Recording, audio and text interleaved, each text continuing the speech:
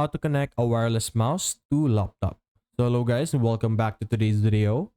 So there are two types of wireless mouse. There are some USB type wireless mouse and there's also a Bluetooth type wireless mouse. For the Bluetooth type, you're simply going to open your settings over here and you're just simply going to navigate to Bluetooth and devices.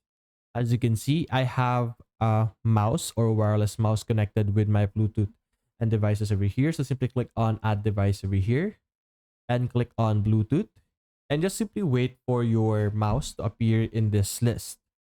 Now ensure that your mouse is ready to pair and it's turned on, and it should automatically appear here, and if you select on it, you should be able to easily connect and utilize your wireless mouse.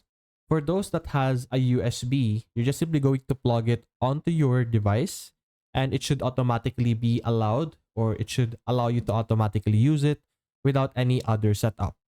So that's basically it guys. If you enjoyed this video, leave a like and subscribe. Thanks for watching.